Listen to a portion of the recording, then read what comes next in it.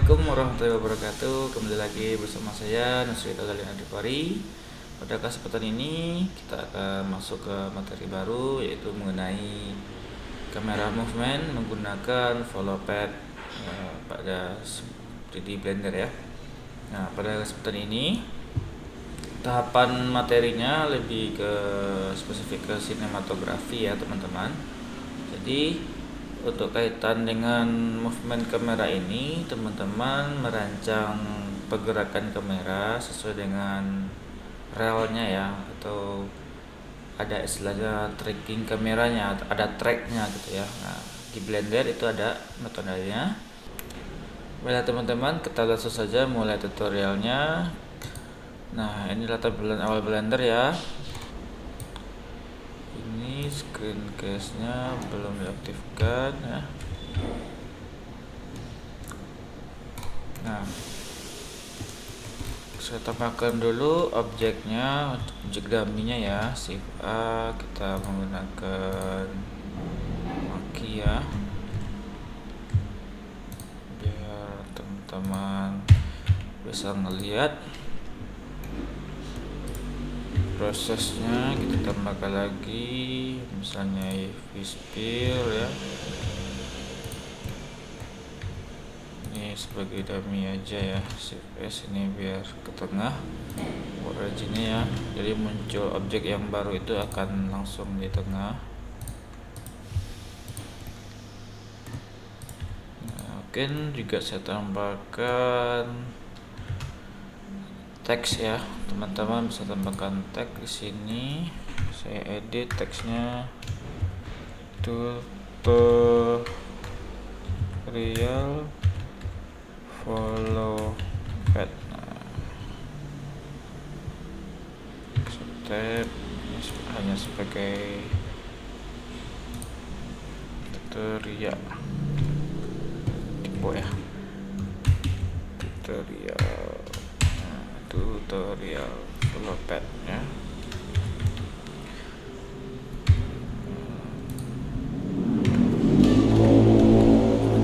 Kamera movement. Nah, oke.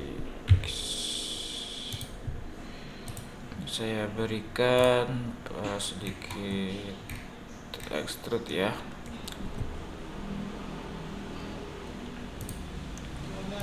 Extrude lagi.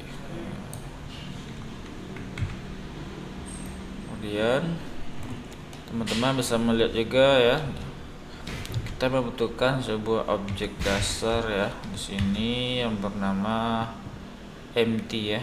Empty ini bisa bentuknya bisa dipilih. Jadi empty ini fungsinya sebagai koordinat tracking ya. Ini bebas. Kalau di render itu dia nggak akan kelihatan ya, di empty atau istilahnya objek kosong ya. Nah, kemudian yang kita butuhkan lagi ya, ini kamera. Jadi saya reset dulu posisinya ya. Teman-teman bisa lihat di sini di item ya. Ini ada keterangan ya, location ya, sumbu X Y Z nya. Kita reset dengan menekan Alt key ya. Jadi ini 0 semua. Kemudian rotationnya juga kita reset dengan Alt R. Sini ya, Alt R jadi 0 ya. Ingat kursornya di bagian ini ya. Kalau kita di sini dia nggak berfungsi. Lanjut. Nah, yang kita butuhkan selanjutnya adalah padnya ya, ini ya. Pad ini bisa kita pakai sebenarnya semuanya ya. Kalau dia bezier bentuknya seperti ini ya, saya scale ya, tekan S. Nah, itu bezier ya padnya. Jadi teman-teman silakan praktekkan ya macam-macam pad itu gimana. Curve ada circle ya, melingkar ya, jadi si kameranya bisa berputar mengelilingi objek ya. Saya open aja dulu semuanya biar tahu. Ada 6 curve ya. Nah, seperti ini. Ini perbedaannya pada saat kita edit ya, dengan kita masuk ke edit mode. jadi cara kita menambahkan itu beda ya. Nah, kalau kita balik ke object mode, bagian circle ini seperti ini, konfigurasi node-nya ya, vertex-vertexnya. Kalau yang norm ini kita lihat bentuk settingannya seperti ini. Satu lagi yang ini circle ya. Biasanya saya menggunakan yang pad sesuai dengan judulnya. Kalau pad ini dia lurus ya, datar. Kalau kita edit ya seperti ini poinnya. Jadi ini teman-teman bisa modifikasi ya. Misalnya saya buat rel pergerakannya seperti ini, memutar setengah lingkaran. Jadi ibaratnya kita melihat roller coaster ya. Nah, mungkin bagian ini bisa kita naikkan ke atas secara sumbu Z GZ ya, GZ. Ini bisa kita tambahkan titik di tengah dengan menekan W ya, subdivide ini ya, jadi menambahkan poin vertex di bagian tengah ini sehingga kita bisa memodifikasi trackingnya seperti ini ya. Jadi teman-teman bisa membayangkan posisi pergerakan kamera ya, startnya dari sini. Nah ini nanti disesuaikan lagi bersamaan dengan storyboard atau konsep art yang diberikan oleh divisi konsep art ya, atau divisi storyboard. Seperti ini ya. Maaf ya, ada yang mengganggu sebentar.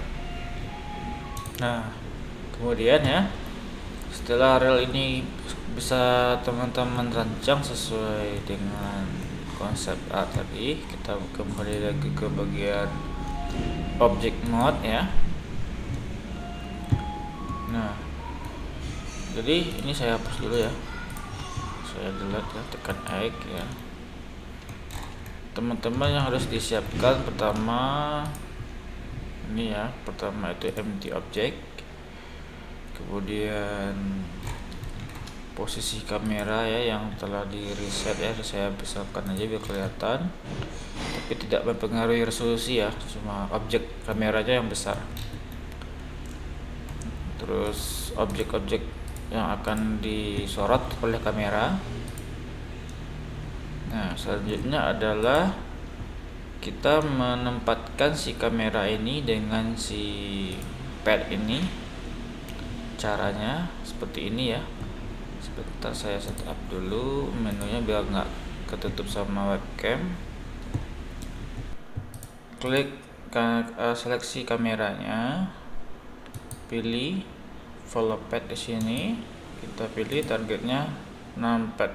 Nah ini, jadi si kameranya langsung pindah ke poin si start awal ini ya. Jadi saya ulangi ya. Pertama teman-teman pilih kameranya, kemudian pilih bagian ini constraint ini ya, object constraint property, kemudian ambil follow pad di sini. Nah langsung targetnya, karena ini namanya numpad ya, kita balik lagi ke kamera, klik ya, select kamera ya. Jadi menunya itu ada di bagian objek kamera ya. Kalau kita seleksi padnya beda lagi menunya. Jadi kita merujuk ke bagian properti dari si kamera ini ya. Terus pilih targetnya numpad, atau kita pakai pin ini ya. Nah, bisa kita pilih ini langsung seperti ini. Kemudian arah kameranya ini kan masih ke bawah ya. Nah disinilah fungsi dari si empty object. Kita besarkan terlebih dulu biar kelihatan ya. Ini sebagai contoh saja. Nah ini si kamera, kita tambah lagi trackingnya ke nih track 2 ya. Ini coba track 2, kita pilih targetnya empty. Nah, track 2 si empty. Jadi kalau empty ini kita pindahkan, si kameranya akan selalu mengikuti arah empty-nya. Jadi pada saat kita mengaktifkan pad animation ya pada si kamera ini, di sini saya membuat maksimal frame dari titik, agaklah kita sebutkan titik A ke titik B. Kita memerlukan waktu sekitar 250 frame ya maksimal. Nah, kemudian kita klik ini keyframe. Nah, di sini teman-teman udah masuk ke tahapan animating ya, animate ya. Kita aktifkan animate property-nya ya. Masih error ya. Atau di sini biasanya saya kasih 1 ya. Nah, 1 ke 250. Nah, seperti itu. Jadi ini udah bergerak ya. Kalau kita lihat ke tampilan kamera, di sini saya aktifkan angka ya. Ini saya ganti ya. Tadi di sini teman-teman bisa ganti outline-nya tadi awalnya. Kita ganti menjadi 3D viewport dan saya tekan 0 biar kelihatan kamera. Nah, jadi teman-teman bisa lihat hasil trackingnya ya. Saya play sini. Nah, si kameranya akan mengikuti bentuk lengkungan si pad ini. Nah, coba kita manipulasi gerakan ya. Nah, misalnya bagian ini kita besarkan dulu ya. Kita masuk ke dropset.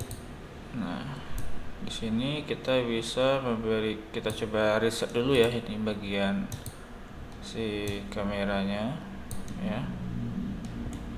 Coba kita matikan dulu ininya. Remove cache ini ya, kita remove dulu. Kita aktifkan follow-nya. Sini bisa kita tekan I ya, I. Nah, ini ada itu ya, settingan yang mesti kita remove dulu, clear keyframe ya di sini. Karena tadi saya klik pada bagian ini ada animate pad ini ya, makanya tadi langsung ada settingan scriptnya yang memfollow si kamera ini. Coba kita setup manual ya. Di bagian pad ya, ingat ya, kita seleksi padnya baru dia muncul si menu ini. Tapi kalau kita klik kamera, nah ini beda lagi menunya yang muncul ya. Jadi kita fokus ke bagian pad, klik kanan atau klik biasa ya untuk teman-teman. Di sini bisa kita insert keyframe di sini ya. Kita bagi dua skenarionya, misalnya dari frame 0 ke 50 itu butuh waktu ya, gerakan yang kita start dari 0 ya. Tekan I di sini atau mengklik ini ya, titik ini.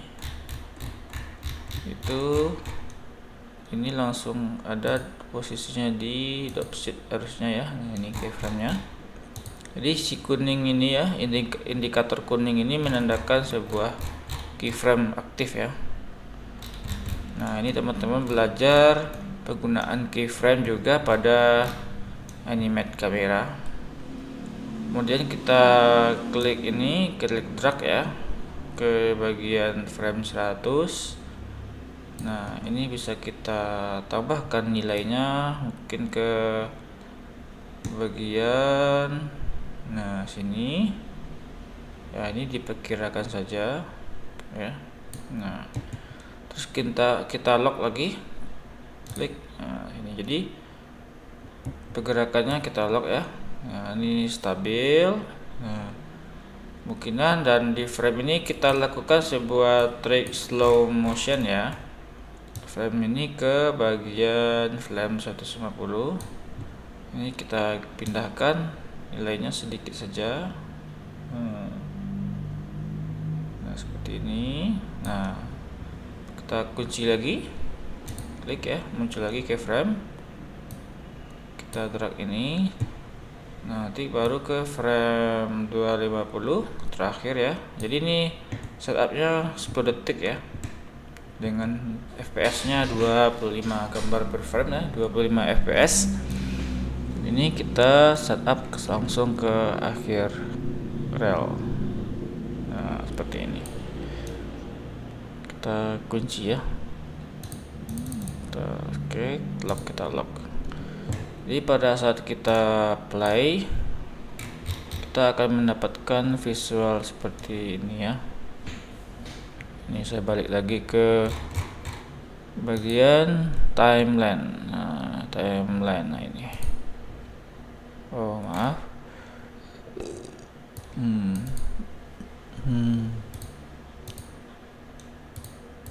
Mana timeline?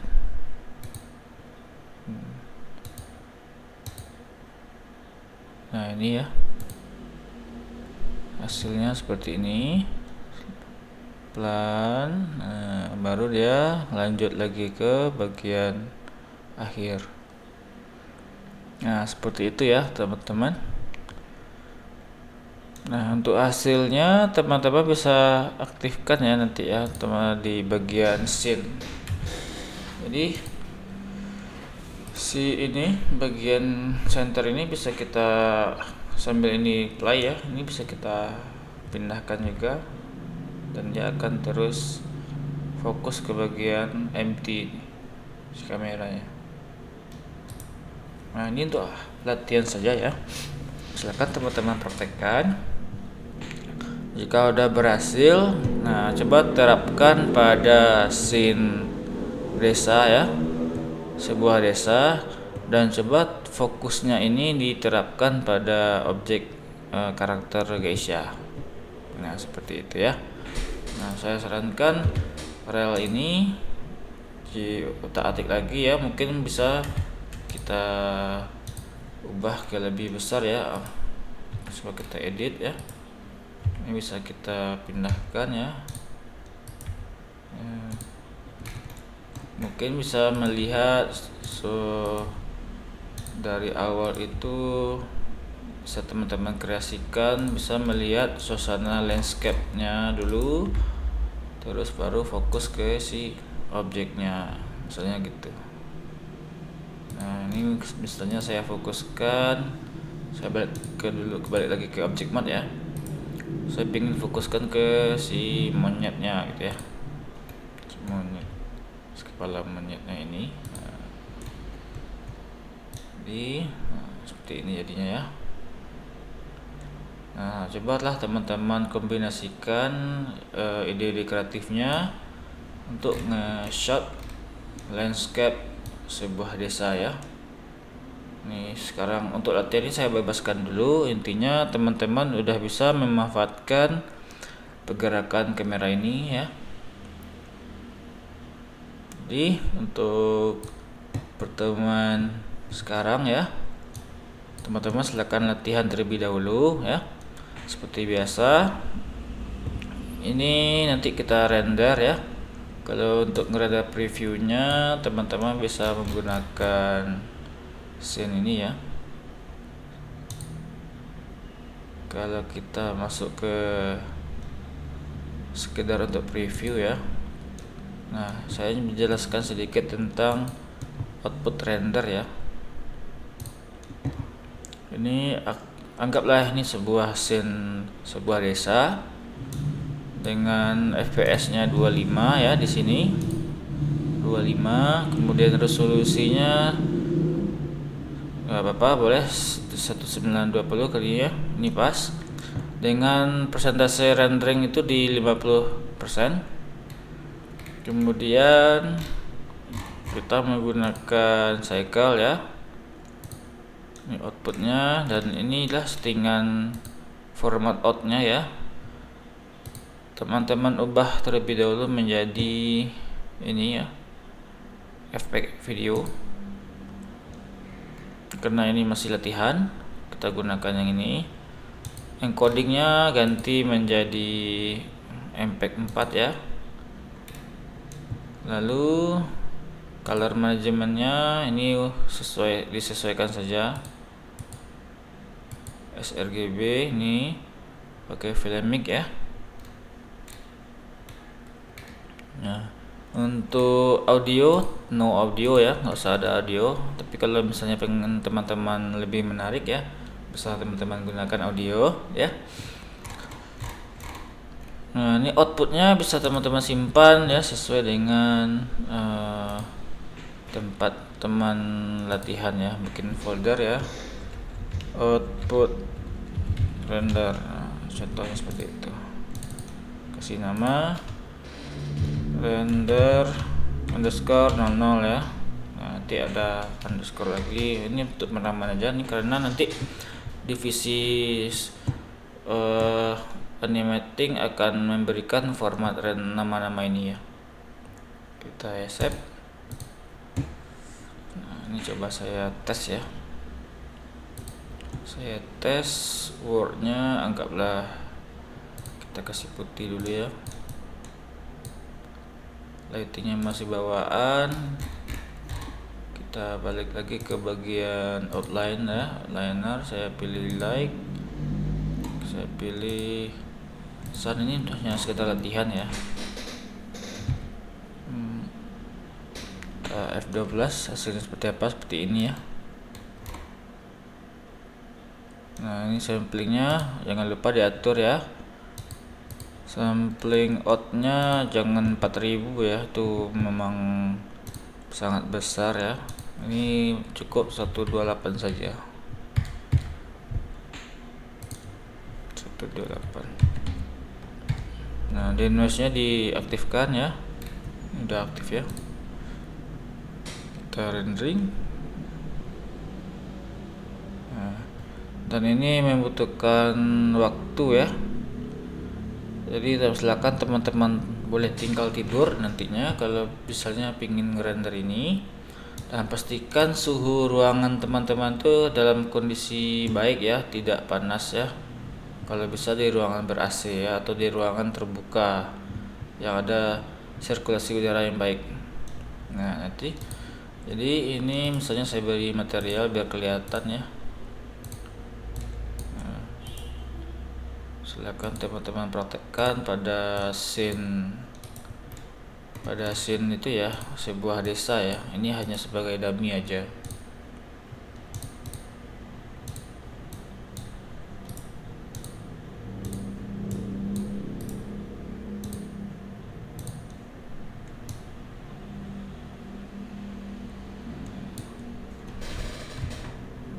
Kita rendering, hasilnya seperti ini ya.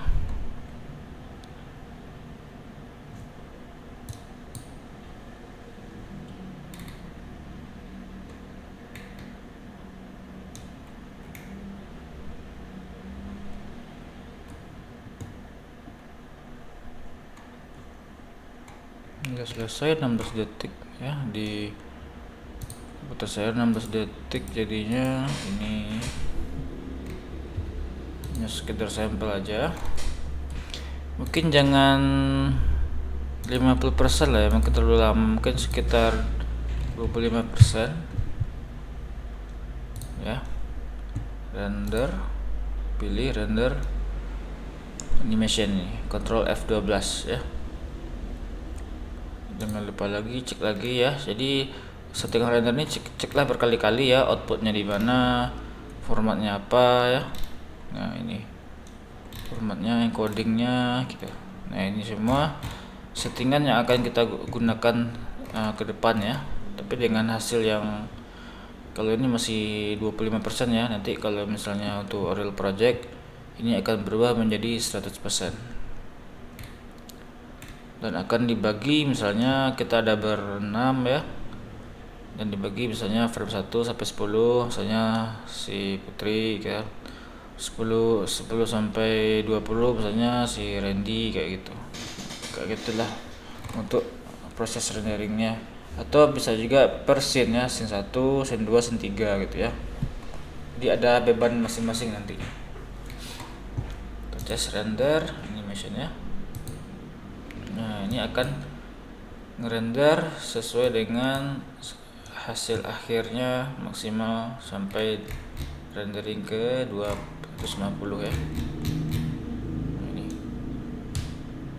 Nah, ini bisa ditunggu sampai renderingnya selesai. Estimasinya 4 menit di sini ya. Ini tergantung kecepatan komputer teman-teman ya, baik itu CPU maupun GPU-nya. Nah, kita tes aja sampai frame 25 ya, biar ada hasilnya nanti.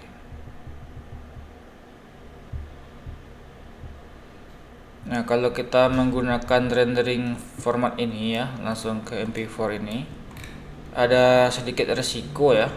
Resikonya adalah jika komputer kita hang atau error atau lampu mati atau baterai habis, ini renderingnya akan kepotong ya, nggak sampai habis gitu.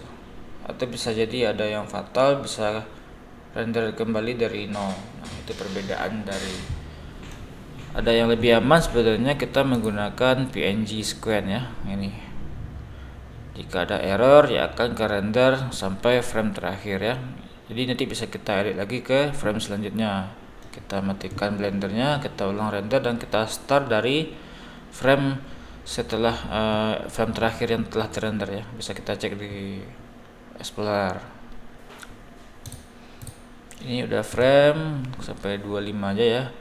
Nah, misalnya udah sampai 25, ini bisa kita escape aja lah ya ke frame 26 ya, yang lagi jalan. Kita escape. Nah, ya langsung tutup ya. Kita bisa lihat hasilnya yang separuh jalan tadi ya di video. Nah, output render ya. Nah, ini hasilnya. Ini hasil yang 1 detik. Nah, itu. Nah, oke, silakan dipraktekkan ya. Silakan dipraktekkan. Kalau udah berhasil atau udah bisa, kita bisa diskusi di grup chat ya, untuk teman-teman yang udah berhasil membuat kamera movement ini. Nanti setelah itu ada tahapan lagi yang akan kita pelajari ya. Sekian dulu untuk pemaparan materi baru ini ya. Silakan teman-teman coba latihan, dan sampai ketemu lagi di pembahasan berikutnya. Salam dari PT Mavela Rancawana. Assalamualaikum warahmatullahi wabarakatuh.